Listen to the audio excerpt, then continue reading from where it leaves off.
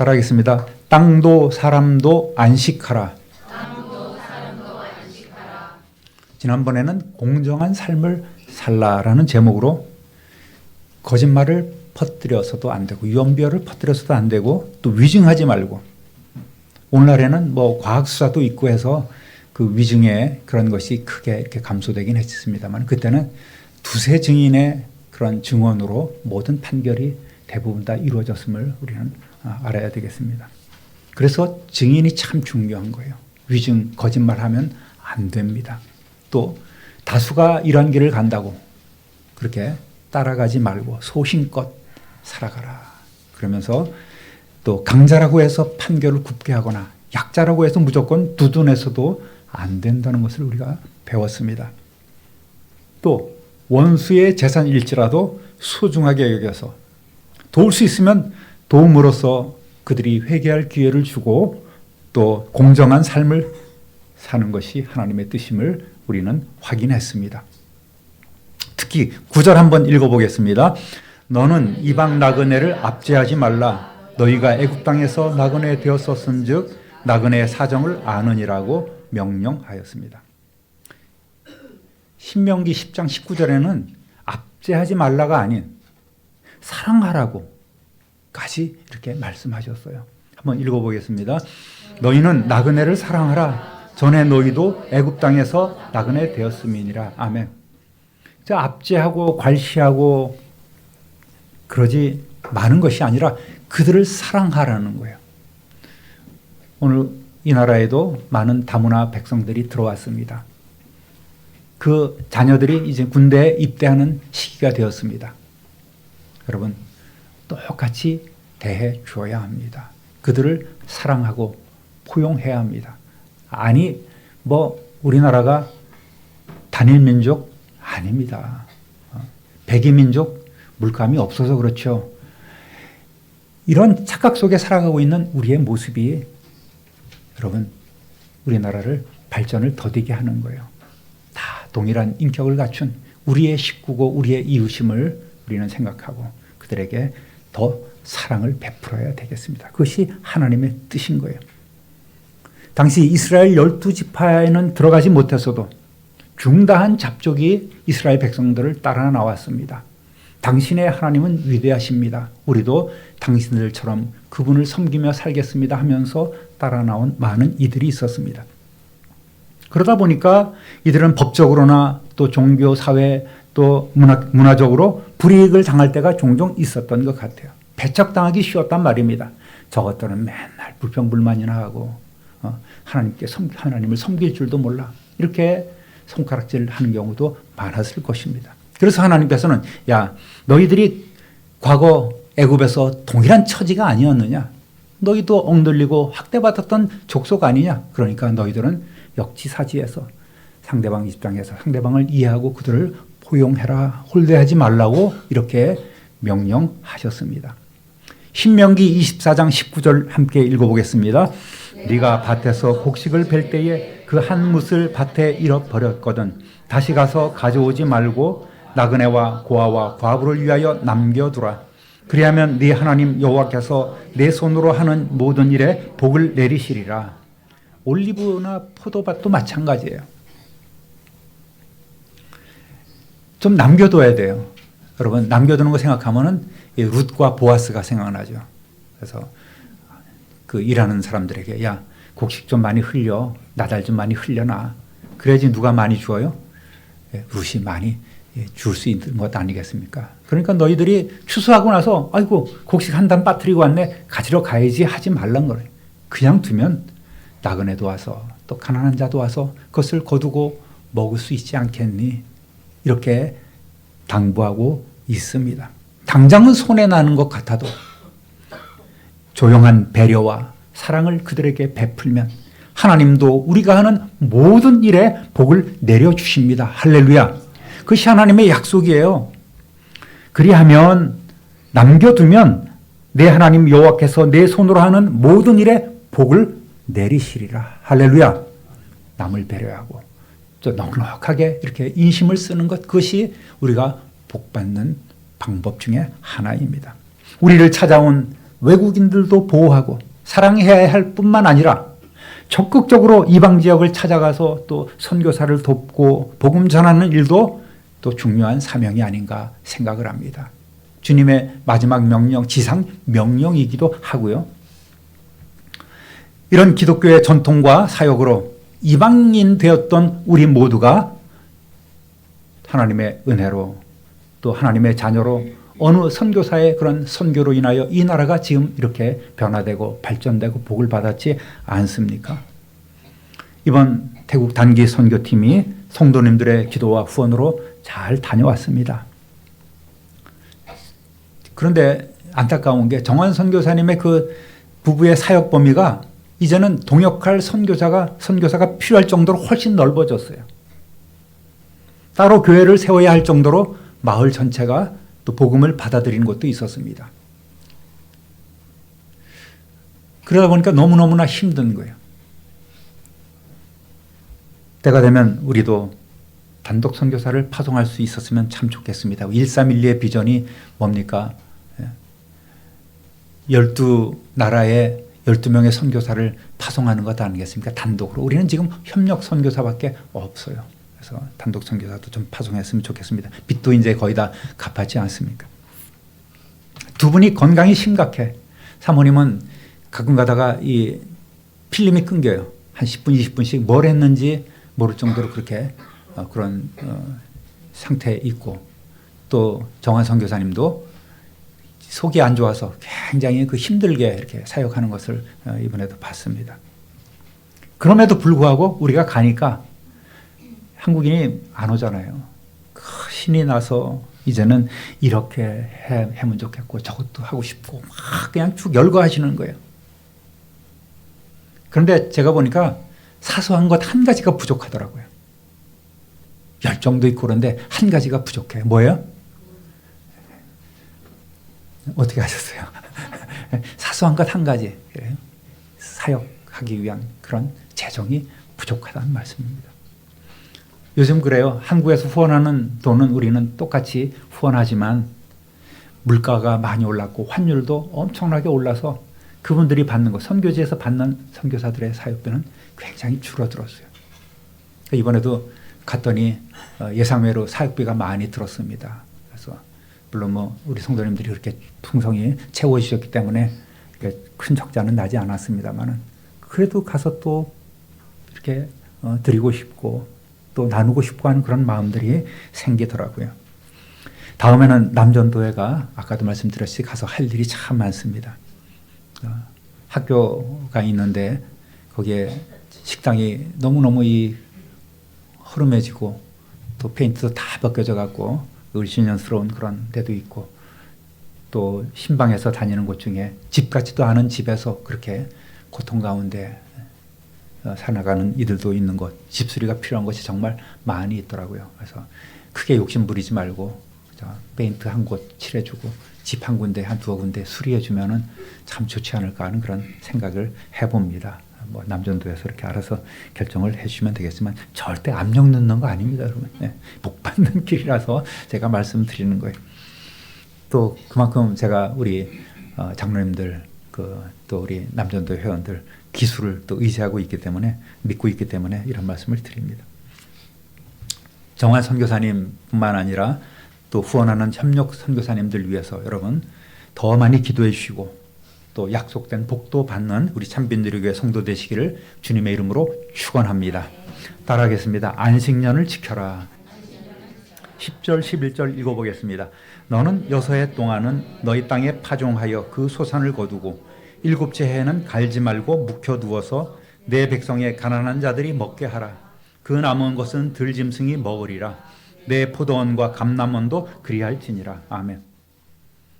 안식에 관해서 지켜야 될 규례는 희년도 있고요. 또 안식년이 있고 안식일이 있습니다. 안식년이 7번, 77은 49, 지난 그 다음 해가 희년입니다. 50년 때에는 희년을 선포하고 가나안 정복 시에 분배됐던 그런 자기의 땅, 어떤 이유로든 파른 사람도 있을 것이고 어떤 이유든 종이 된 사람도 있을 것 아니겠습니까? 다 돌려보내야 되는 거예요. 50년째 되면. 그것이 희년입니다. 자기 가족의 땅으로 돌아가는 것입니다. 희년에 관해서는 다음에 기회가 있으면 또 말씀을 전해드리도록 하겠습니다. 그 다음에 안식년이 있어요. 7년마다 7년에 6년 지나서 7년 차에 안식년을 지킬 것을 명령하셨습니다. 가나안 땅에 들어와서 정착한 후에는 이들은 목축일도 하지만 분배받은 땅에서 주로 농사를 짓고 있지 않겠습니까? 하나님은 사람이 지켜야 할 안식일과 같이 땅도 6년 농사 짓고 7년 차에는 쉬도록 하셨습니다. 6년 동안에는 열심히 땀 흘려 씨를 뿌리고 경작해서 거두어서 하나님 몫을 구별하여 드리고 나머지는 창고에 저장하는 거예요. 그리고 7년 차가 되면 농사하지 말고 1년 동안 땅을 묵혀두어야만 합니다. 이때 포도원이나 올리브 밭도 마찬가지로 손대지 말아야 돼요. 저절로 자라나는 것도 있겠죠. 저절로 열릴 것입니다. 그거는 너희는 손대지 말고 다른 사람들이 와서 걷어서 가난한 자들이 나그네들이 와서 먹고 또 취할 수 있도록 그렇게 배려를 하라고 하나님께서 명령하신 겁니다. 레위기 25장 2절 하반절부터 5절까지 함께 읽어보겠습니다. 너희는 내가 너희에게 주는 땅에 들어간 후에 그 땅에서 여호와 앞에 안식하게 하라. 너는 6년 동안 그 밭에 파종하며 6년 동안 그 포도원을 가꾸고 그 소출을 거둘 것이나 일곱째 해는 그 땅이 쉬어 안식하게 할지니 여호와께 대한 안식이라. 너는 그 밭에 파종하거나 포도원을 가꾸지 말며 네가 거둔 후에 자라난 것을 거두지 말고 가꾸지 아니한 포도나무가 맺은 열매를 거두지 말라. 이는 땅의 안식년임이니라. 아멘. 그 사람들이 생각할 거예요. 아니 저렇게 귀한 땅을 밭을 놀려두라고 1년 소출이 얼만데 그걸 손해보란 말인가? 하나님도 손해나실 텐데 계산적인 사람은 이렇게 말할 겁니다. 어디에나 이런 계산적인 사람이 있지 않겠습니까? 그러나 하나님은 다 알고 계세요. 20절부터 22절까지 읽어보겠습니다. 만일 너희가 말하기를 우리가 만일 일곱째 해에 심지도 못하고 소출을 거두지도 못하면 우리가 무엇을 먹으리요 하겠으나 내가 명령하여 여섯째 해에 내 복을 너희에게 주어 그 소출이 3년 동안 쓰기에 족하게 하리라.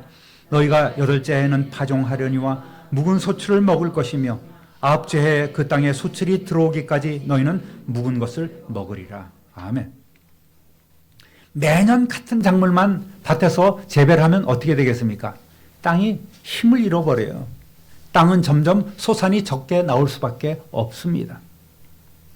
그럼에도 여섯째 해는 하나님께서 특별한 복을 주셔서 무려 몇 배?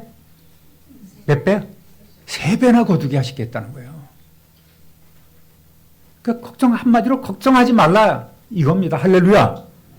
너희가 왜 걱정해? 내가 6번째 해에 3배나 거두게 해줄게. 그러면 7째 해도 너희는 걱정 안 하고 먹고 살 수 있고 8번째 해에 씨를 뿌리겠지. 8번째는 또 묵은 것을 먹어야 돼.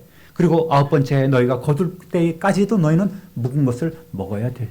이렇게 말씀하고 있는 것입니다. 이런 믿음이 없다면 안식년을 범하는 죄를 짓게 되는 거예요.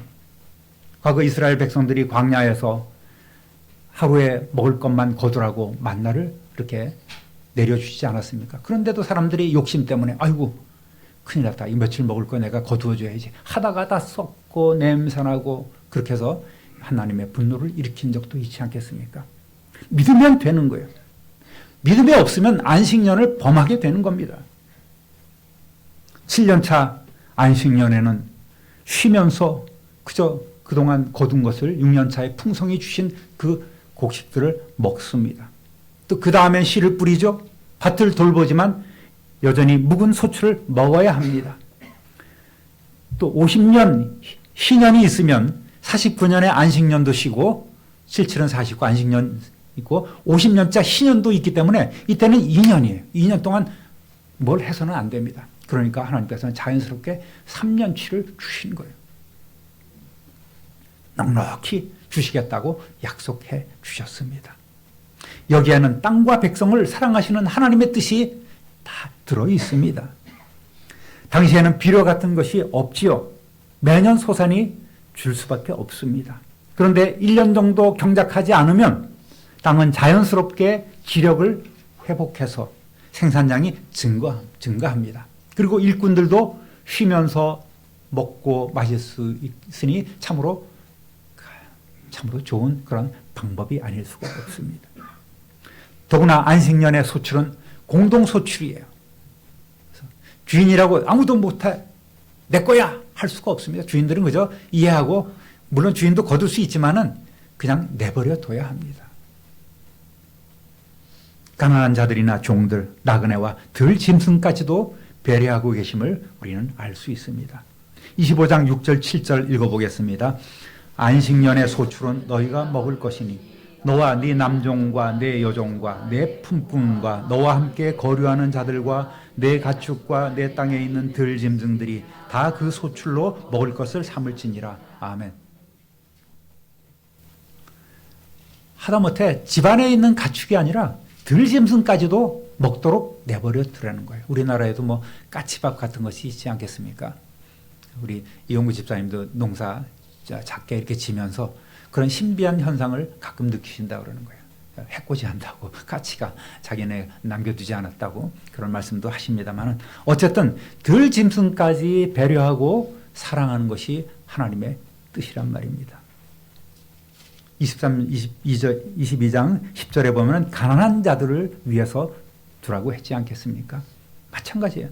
다 너희가 먹을 수 있되 공동소출로 어느 누구든지 욕심 부리지 말고 저절로 맺힌 것을 따서 가져가서 먹고 배불리라고 이렇게 약속을 해 주셨습니다.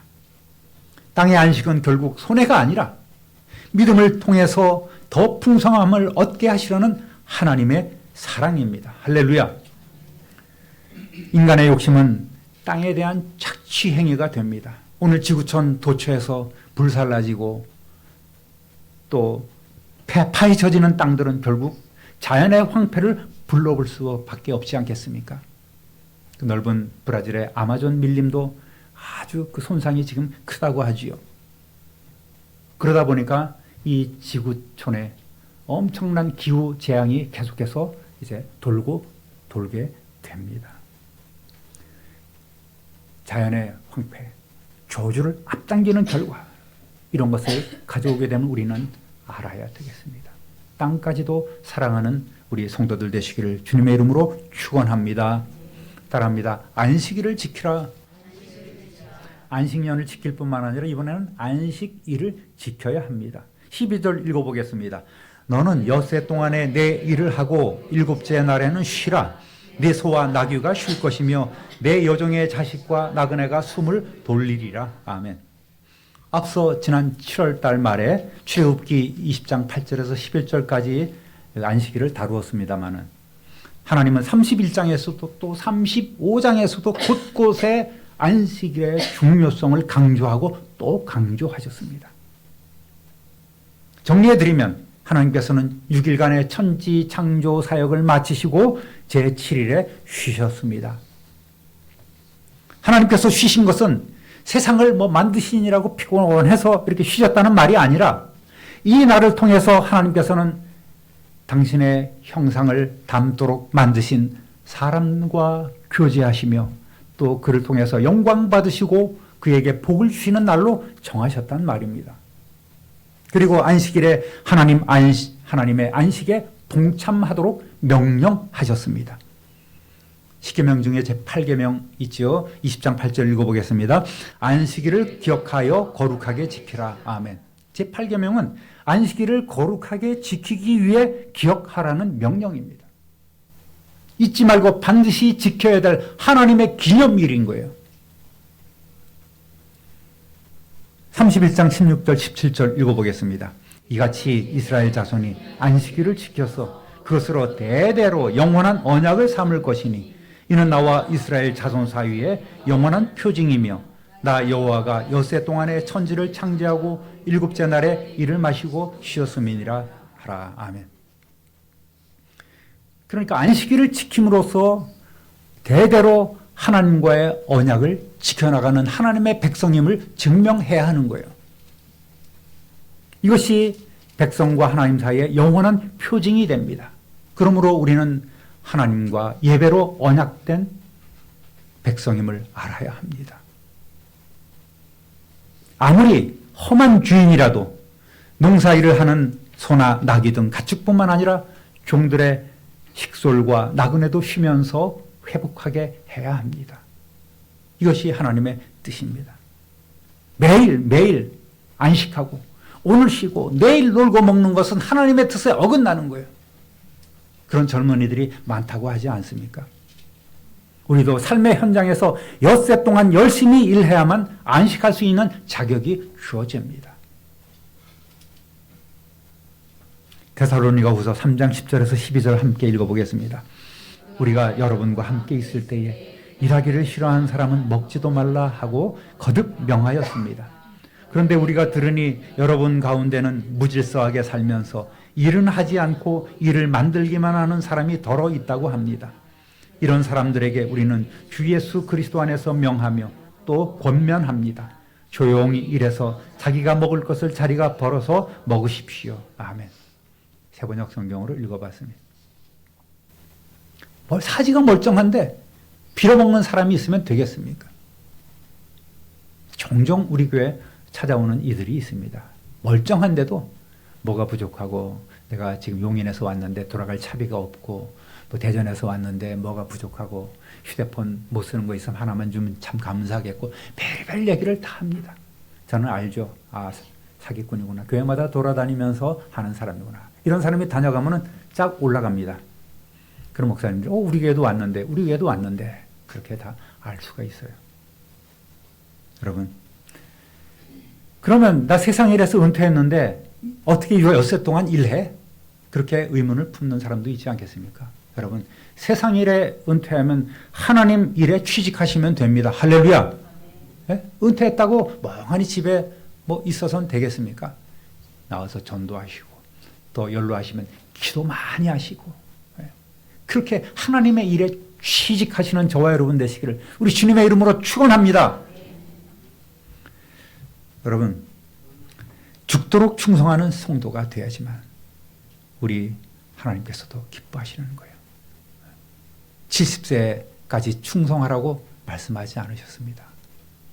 우리 교회 권사님들도 이제 은퇴하시는 나이가 많이 됐지 않습니까? 그러나 몇 년 더 하셔야 돼요.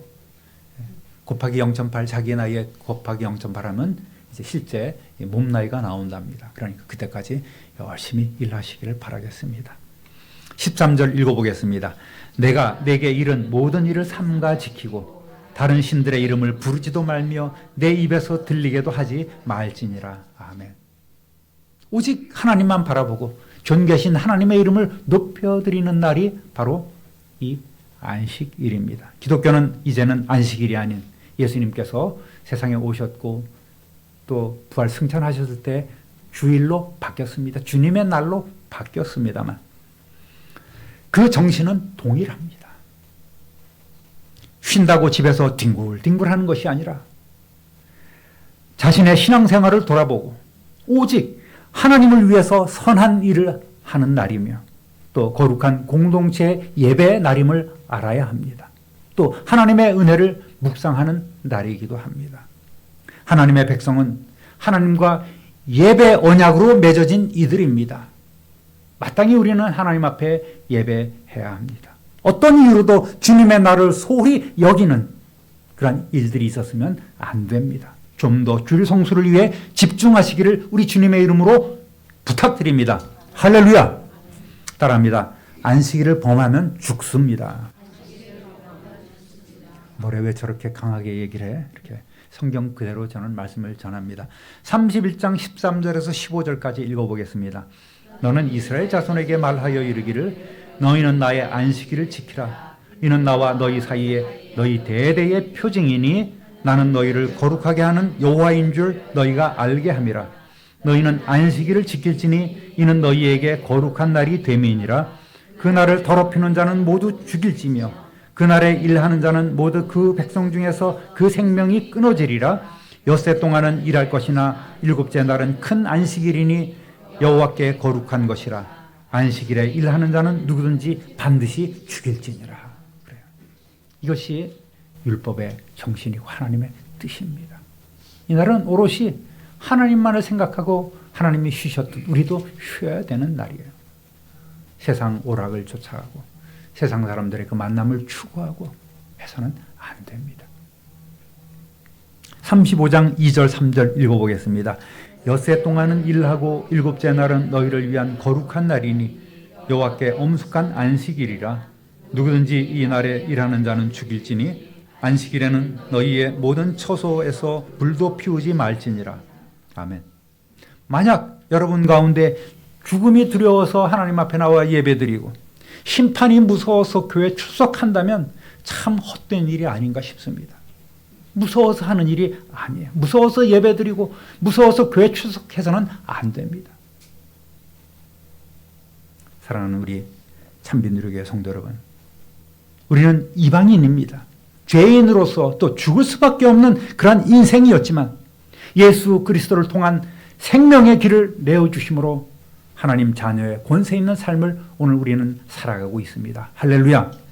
그래서 우리는 더 감격하고, 그래서 우리는 더 감사하고, 그래서 하나님께 모든 것을 다 드려도 부족함만 느끼고, 그래서 헌신하고 있습니다.